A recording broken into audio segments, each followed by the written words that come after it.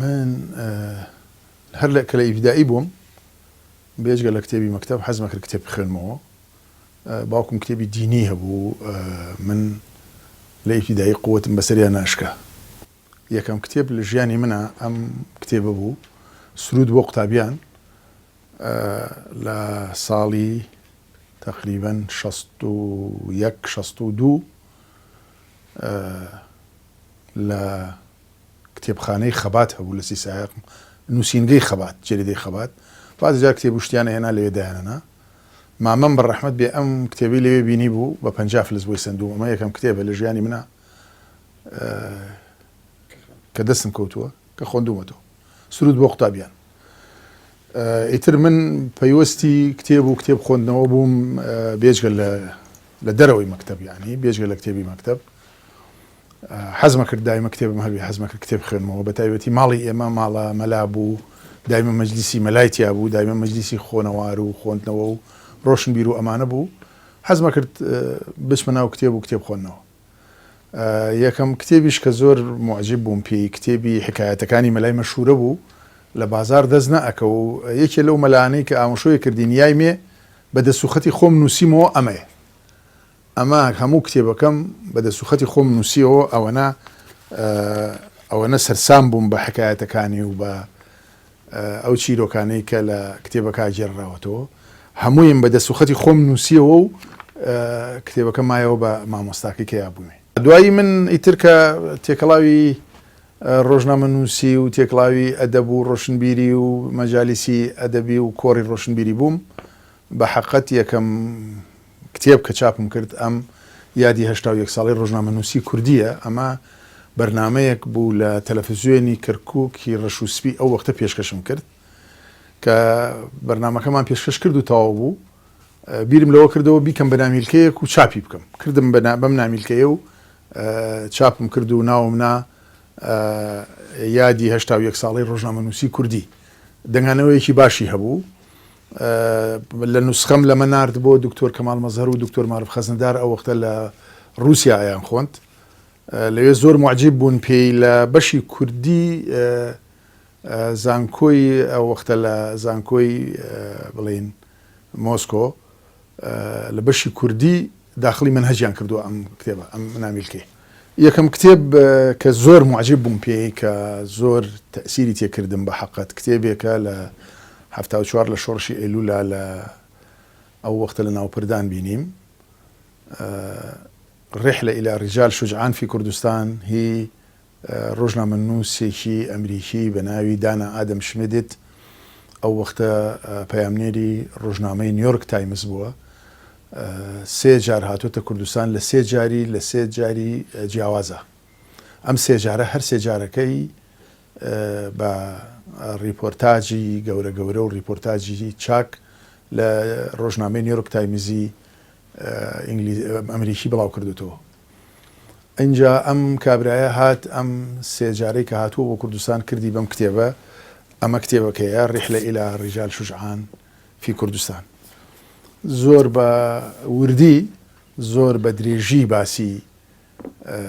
باسی هەموو ژیانی کۆمەڵایەتی و سیاسی و ئابووری کوردستانەکە. ئەوەنە معجب بووم پێی، بە 1-2 شەو تەواوم کرد. بەڕەحمەت بێدارە تۆفیق ئەو وەختە ئیشرافی هەموو شتێکی ڕۆشنبیری و ئەدەب و ئەو شتانەی شۆڕشی ئەیلولیە کرد. وتم ئەگەر بیکەم بە کوردی، وتی بیکە بە کوردی، زۆر شتێکی باشەکەی. دوایی ئەنێرین بۆ بەیروت، لەوێ هەر لەو چاپخانەیە کە عەرەبیەکەی چاپ کردووە تۆ چاپی بکە. ئیتر من تا تەواوم کرد، شۆڕش تەواو بوو، هاتینەوە. ئەوەم بەنسیب نەبوو. ناوەڕۆکی ئەم کتێبە بە حەقەت هەر لە یەکەم جارەوە کە مام جەلال و ئەحمەد تۆفیق ئەچن لە ئوتێلێک لە بەیروت، ئەم دانا ئادەمە وەکو خەتفەکەن، ئەی ڕفێنن، ئەیخەنە ناو جێبێکەوە، ئەیهێنن بەرەو سووریا. خۆی نازانێ بۆ کوێیە بن. فترەیە بە سیارە ئەیبەن، فترەیەک بە ماوەیەک بە پێ ئەیبەن. دوایی لێیانە پرسێ بۆ کوێمە بن، ئێوە من بۆ کوێ ئەبەن، ئەڵێ ئەتبین بۆ شوێنێک لەم سەر ئەرزە تا ئێستا تیشی نەکەوتوتە سەر، ئەمانەوێت تۆ بێی تیشک بخەیتە سەری، ئەویش کوردستانە. بە پێ ئەیهێنن لە تورکیاوە، لەو دیانەی تورکیاوە هێنن، اینجا لە ڕێگای فیشخابوور و زاخۆ ئەیهێنە کوردستان و بە پێ بە وڵاخ لەو دیانەوە هەتا ئەیبەنە لای بەڕەحمەت بێ مەلا مستەفا. یەکەم جار کە چای بە مەلا مستەفا ئەکەوێ پرسیاری زۆری لێ ئەکا. زۆر معجیب بووم بە لەو سێ وەختە جیاوازە پرسیارێک لە مەلا مستەفا ئەکا هەموو جارەیەک پرسیاری لێ ئەکا. لە خواحافیزیە یەکەم جار لێ پرسیێ لە مەلا مستەفا ئەڵێ ئەوە من ئەچمەوە بۆ ئەمریکا چی تەوێ ئێمە بۆ بکەین؟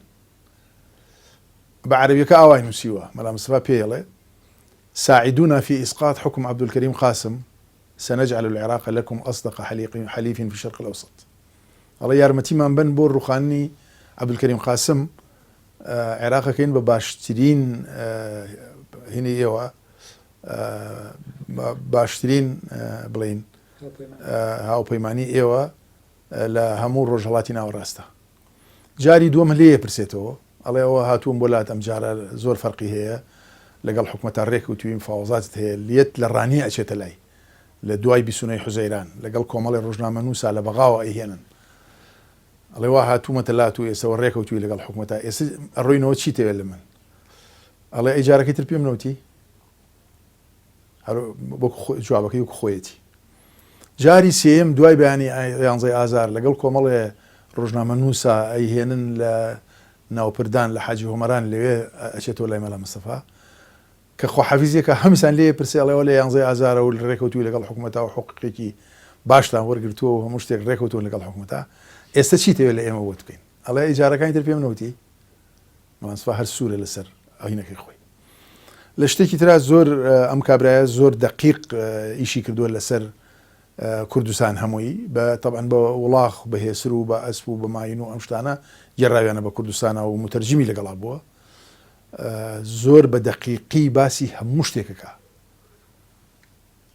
شەوێک لەگەڵ لە گەورێکە ئایشارنەوە لە دەیەکە بزنی تایە گەورەکە.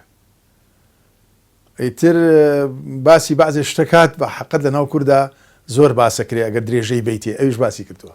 ئەم دانا ئادەمە خزمەتێکی باشی کوردی کردووە. ئەو وەختە لە جەریدەی نیویۆرک تایمز کە جەریدەیەکی بەناوبانگ بوو ئەو وەختە ئەو هەموو نووسینەی بۆ کورد نووسیوە لایەنەکانی کۆمەڵایەتی و لایەنەکانی ڕۆشنبیری و لایەنەکانی سیاسی و لایەنەکانی بەرگەکردنی پێشمەرگە لە بەرامبەر جێشی عێراقی. دوایی نووسیوێتی کە لە بیرم ناچێتەوە ئەڵێ کورد بێعارە لەبەرەوە سەرەکەوێ شۆڕشەکەی. هەرچەنە من ئێسەوا ئەبینم مفاوەزات اینجا شەڕ مفاوەزات اینجا شەڕ ئەمەش بەردەوامە بێ. بەڵام شتێکە گێڕێتەوە لەوەی کە کورد گوێ بە مەسائیبی دنیا نادا بە لێ قەومان و بە کارەساتەکانی دنیا نادا. ئەڵێ چوینە دێیەک لە بیدایەتە کە نزیک بووینەوە لە دێکە سێرم کرد هەڵپەرچەیە و گۆرانیە و کورد هەمووی خۆیان گۆڕیوە هەڵەپەڕن. لە متەرجیمەکەم پرسی لە وەرجێڕەکە وتم ئەمە چیە؟ وتیەوە یەکێ لە پێشمەرگەکان ژنەهێنێ خۆشی و شایی ئەو هێن ژنهێنانێ. ئیتر ئێمە لەو دیانە ئەچوینە مزگەوتەکان عادەتا لەوێ ئیسراحەتمانە کرد و دانیشتین چوینە مزگەوتەکە سێرم کرد مناسبەیەکی ترە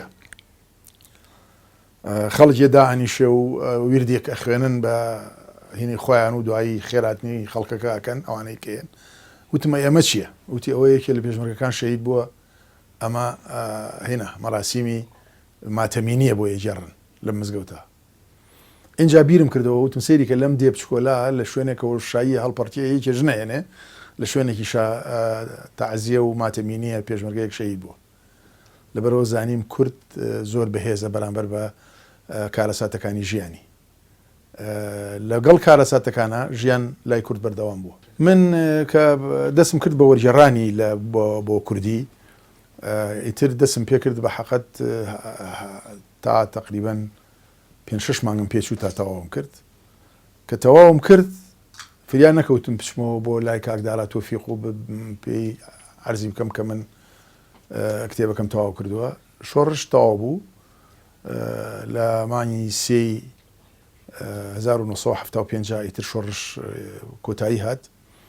منیش ئەو وەختە کۆمەڵێک کتێبی تریشم پێ بوو کۆمەڵێک شتی ترم پێ بوو ئەوانەی کە زۆر خۆ حەزمە کرد نەفەوتێن خستمە ناو جەنتایەکە و پێچام لە نایلۆنەوە و چاڵێکم بۆ هەڵکەند لە بەردەمی ماڵ دیوەخانەکەی ماڵی حاجی محەممەدی سۆی فەرج لە پێنجێن چاڵێکم بۆ هەڵکەند و لێ شاردمەوە. تر تا ئێستش نەچوومەتەوە جارێکی تر ئەو چاڵە هەڵبدەمەوە. ئەو وەختە بیدایەتی ئەوە بوو کە من دەست بکەم بە نووسین و بەعزێشتی خۆم بە کورتی ئەنووسیەوە. سەرسوڕمانم هەبوو بە شێوەی نووسینەکەی، بە شێوەی ئەو نووسینەی کە تۆ ریپۆرتاژێک بنووسی وەکو چیرۆکێک نووسیوێتی دەست پێکرد ناتوانانی وازی لێبێنی ئەبێت تەواویکەی. بە حەقەت معجب بووم بە ئوسلوبی نووسینەکەی بە جێڕانەوەکان. دوایی معجب بووم بەوەی ڕۆژنامەنووسێکی ئەمریکی لەو وەختا بێت ئەوەنە گرنگی بدا بە هەموو لایەنەکانی ژیانی کورد. ئەوە لای من زۆر مهم بوو، زۆر سەرسام بووم بەو لایەنە.